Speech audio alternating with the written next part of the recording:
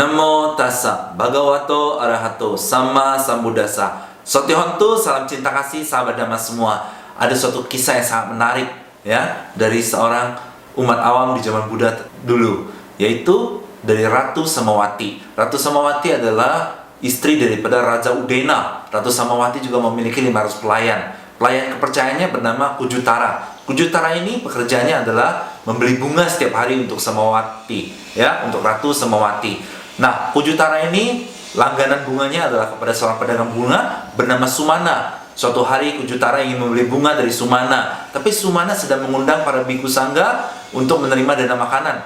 Nah, pada saat itu Sumana sibuk banget, jadi tidak sempat melayani Kujutara. Selesai berdana makanan, ya kan, Buddha membabarkan dhamma untuk para peserta di sana. Nah, Kujutara berpikir, daripada cuma nungguin, bosan nggak jelas, lebih baik dengerinlah apa sih yang dibabarkan, ya kan, ceramah apa sih yang dibabarkan. Pertamanya Kujutara itu cuma setengah-setengah doang mau mendengarkan, tapi lama-lama dia menjadi tertarik dan fokus, ya kan.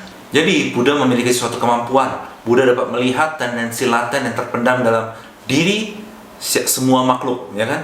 Yang apa sih tendensi laten yang ada di dalam semua makhluk, dan Buddha bisa memilih ceramah dhamma apa yang paling cocok untuk para pendengar. Ini hanya Buddha yang bisa, karena Buddha maha mengetahui. Buddha mengetahui segalanya yang beliau ingin ketahui. Ketika Kujutara fokus banget dengan ceramah dhamma dari Buddha, akhirnya dia mendapatkan suatu kebijaksanaan dan mencapai pencerahan. Kujutara mencapai tingkat kesucian Sotapanna. Lalu Kujutara pulang ke istana, lalu Samawati pun menggerutu, kenapa lama banget? Kujutara menceritakan bahwa betapa bahagia dia mendengarkan ceramah dhamma dari Buddha.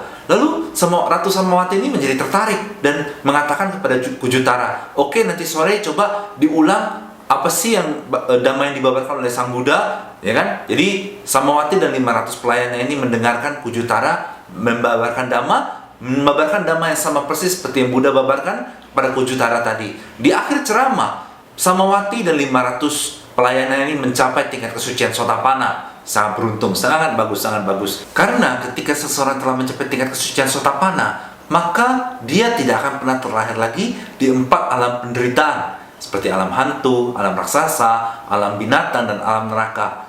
Tidak akan pernah lagi selama-lamanya. Beruntung sekali apabila seseorang bisa mencapai tingkat kesucian Sotapanna. Lalu Samawati mengatakan kepada Kujutara bahwa Kujutara sekarang adalah ibu angkat dia, dan Kujutara memiliki tugas lain, yaitu mendengarkan khotbah dhamma dari Buddha setiap hari. Karena Samawati ini nggak boleh keluar dari istana kan, jadi dia meminta Kujutara untuk setiap hari mendengarkan khotbah dhamma dari Buddha dan pulang ke istana dan membabarkan kembali khotbah tersebut kepada Samawati dan 500 pelayannya. Dan setiap hari Kujutara pergi ke wihara mendengarkan dhamma dari Buddha, pulang ke istana membabarkan dhamma kepada Samawati dan 500 pengikutnya. Samawati ini suatu hari pengen banget melihat Buddha dan memberikan penghormatan, tapi dia takut keluar dari istana, takut raja tidak berkenan. Lalu seorang pelayan memberikan sebuah ide, nah, dinding-dinding istana dilubangin aja sedikit-sedikit. Jadi nanti pada saat Buddha lewat, kita bisa melihat dan menghormati pada beliau. Seperti itu, pada Buddha. Nah, Raja Udena memiliki beberapa istri. Salah satu istrinya bernama Magandia. Jadi Magandia ini menaruh dendam kepada Buddha dan ingin membalas dendam dengan cara membalasnya ke Samawati. Karena Samawati adalah pengikut Buddha. Nah, Magandia ini cerita kepada Raja, Raja, Samawati pengen berkhianat. Buktinya dia membuat lubang-lubang di dinding kerajaan. Dia pengen berkomunikasi kepada orang luar untuk melakukan pemberontakan. Terus raja pun menjadi kesal dan bertanya kepada Samawati, kamu ingin memberontak ya? Kenapa kamu pengen memberontak? Samawati pun mengatakan, enggak pengen memberontak. Emang kenapa? Lalu buat apa kamu bikin lubang-lubang? Itu kan buat berkomunikasi kepada orang luar untuk memberontak kan? Lalu Samawati mengatakan, aduh, tidak ada sedikit pun keinginan untuk memberontak. Malah dia sudah berterima kasih bahwa Samawati bisa hidup tanpa kekurangan apapun, ya kan? Lalu Samawati menceritakan lubang-lubang ini dibuat supaya dia bisa melihat Buddha dan memberikan penghormatan kepada Buddha. Oh, raja pun paham, dan raja pun tidak jadi marah kepada Samawati. Lalu usaha balas dendam daripada Magandia gagal. Nah, tapi dia pengen melakukan percobaan kedua, ya kan? Magandia tahu nih bahwa Raja Udena akan tinggal bersama Samawati selama beberapa hari. Lalu kecapi daripada Raja Udena dimasukin ular oleh Magandia. Ya kan, dimasukin ular supaya dia mau menuduh Samawati kalau dia yang masukin ular itu, ya kan? Nah, pada saat Raja Udena sedang di tempat Ratu Samawati, dia memainkan kecapi tersebut, keluar ular dan raja pun menjadi sangat marah. Lalu raja meminta Samawati dan 500 pelayannya ini berdiri untuk dihukum, ya kan? Jadi berdiri berbaris gitu. Kenapa? Karena Raja Udena pengen memanah, ya kan? Raja Udena pengen memanah Ratu Samawati dan 500 pelayannya karena amarah. Nah, pada saat pengen dipanah, Ratu Samawati ini, ya kan, mengatakan kepada pengiringnya semua, pada pelayannya, kita jangan menaruh kebencian kepada raja. Kita harus memancarkan cinta kasih kepada raja, ya kan? Habis itu, ya kan? Karena Ratu Samawati kan sama pelayannya itu kan adalah makhluk suci yang sudah mencapai tingkat kesucian Sutapana kan. Jadi Ratu Samawati dan 500 pengiringnya ini memancarkan cinta kasih terus kepada raja. Lalu raja pun mau ambil panah, mau memanah Samawati. Nah, ajaibnya ketika panah ini pengen dekat ke Samawati, ya kan? Panahnya ini langsung mengarah ke tempat lain dan tidak mengenai Samawati dan 500 pelayannya. Ya kan? Lalu raja kesal, dia coba lagi dan lagi, tapi tidak ada satu panah pun yang kena. Inilah salah satu manfaat cinta kasih. Lalu raja mulai sadar, kalau begini terus, kenapa Samawati nggak bisa dan 500 pelayannya itu nggak kena panah? Oh, raja mulai berpikir, mungkin mereka nggak salah, bukan mereka yang salah. Lalu akhirnya raja pun tidak jadi membunuh Samawati. Nah, pun raja memberi hadiah kepada Samawati, yaitu bahwa Samawati boleh mengundang Buddha dan para bhikkhu sangga untuk datang ke istana, menerima dana makanan dan mendengarkan ceramah. Samawati menjadi sangat senang. Tapi Magandia tambah sebel, ya kan? Magandia tambah sebel. Terus Magandia berpikir, kalau bukan raja yang bunuh, maka saya akan bunuh, ya kan? Lalu Magandia pun merencanakan pembunuhan untuk Samawati. Jadi Magandia meminta pamannya, ya kan, untuk membakar istana Samawati, ya kan? Lalu di suatu malam pamannya ini datang ke istana Samawati lalu membakar istana Samawati. Samawati dan 500 pengiringnya ini tidak takut akan kematian. Samawati menasihati para pelayannya untuk bermeditasi terus meditasi, jangan berhenti, jangan takut akan api ini.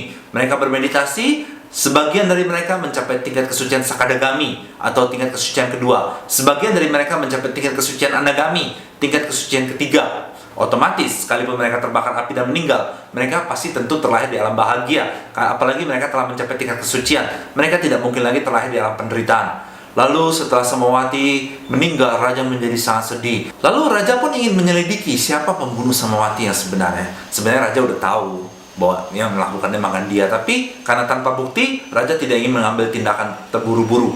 Lalu raja mengatakan kepada Magandia, ya kan, wah, Samawati ketika masih hidup, nyawa saya terancam, gini. Siapa ya yang melakukan pembakaran itu? Saya ingin kasih mereka hadiah besar. Oh, Magandia pun jadi senang dengarnya. Sebenarnya itu jebakan doang, ya kan? Lalu raja pun mengatakan kepada Magandia, oke, undang semua yang merencanakan pembunuhan Samawati, yang melakukannya semua. Akhirnya Magandia pun mengajak pamannya, semua kerabat datang karena pengen dikasih hadiah kan. Akhirnya begitu Magandia dan pamannya dan semua sanak saudaranya di situ, terus raja memerintahkan kurung istana itu lalu bakar. Akhirnya Magandia bersama pamannya, bersama semua kerabatnya meninggal terbakar di sana, ya kan? Ini adalah akibat dari Kamaburu. Magandia membakar Samawati, ya kan? Akhirnya Magandia yang dibakar oleh raja. Hukum Kama, apa yang dilakukan itu yang akan berbalik kepada orang tersebut, ya kan? Nah, Samawati kenapa bisa meninggal terbakar? Buddha mengatakan itu adalah salah satu dari hasil Kamaburu lampau Samawati di masa lalu. Jadi dulu Samawati adalah seorang ratu juga. Pada saat ratu membersihkan diri di sungai, ya kan, bersama pelayan-pelayannya, ratu selesai membersihkan diri, dia melihat ada suatu gubuk. Lalu dibakarlah gubuk itu untuk menghangatkan diri. Pada saat gubuk itu dibakar, ternyata ada seorang PCK Buddha yang ada di dalam gubuk tersebut. Nah, PCK Buddha itu adalah kesayangan raja atau istri daripada Samawati di kehidupan lampau itu. Wah, Samawati jadi takutan. Akhirnya dia berencana untuk membunuh PCK Buddha itu dengan cara dibakar supaya menghilangkan bukti. Inilah akibat kenapa Samawati sekalipun telah mencapai ke tingkat kesucian, dia harus meninggal dengan cara dibakar oleh Magandia, ya kan? Lalu Buddha membabakan syair Dhammapada, syair yang ke-21, 22 dan 23. Buddha mengatakan, kewaspadaan adalah jalan menuju kekekalan, kelengahan adalah jalan menuju kematian. Orang yang waspada tidak akan mati, tetapi orang yang lengah seperti orang yang sudah mati. Setelah mengerti hal ini dengan jelas, orang bijaksana akan bergembira dalam kewaspadaan dan bergembira dalam praktek para suciwan. Orang bijaksana yang tekun bersemadi, hidup bersemangat dan selalu bersungguh-sungguh, pada akhirnya mencapai nibbana, kebebasan mutlak. Dalam cerita ini sahabat Dhamma kita bisa tahu, kita harus menghadapi semua kehidupan ini dengan cinta kasih. Seperti tadi sama Wati, ya kan? Ketika mau dipanah, menghadapi panah itu dengan apa? Cinta kasih. Sehingga panah itu berbelok. Tapi ketika mau dibakar itu nggak bisa menghindar lagi dari Kama. Kenapa? Karena dulunya ada niat untuk membakar Pacceka Buddha tersebut. Dan ada niat untuk membunuh Pacceka Buddha, itu karma buruknya sangat besar terus terang. Karena Pacceka Buddha telah menghancurkan semua kotoran batin, ya. Pacceka Buddha juga makhluk suci, telah menghancurkan semua kotoran batin, sehingga itu adalah karma buruk yang cukup besar yang tidak bisa dihentikan, ya kan? Nah, sahabat Dhamma, banyak sekali mungkin orang-orang di dunia ini menghadapi banyak sekali masalah dalam hidup. Salah satu cara terbaik untuk menghadapi semua masalah itu adalah dengan cinta kasih. Jadi, bagaimana sih cara melatih cinta kasih setiap saat? Ikuti kelas Zoom setiap hari Selasa dan Jumat jam 7 malam.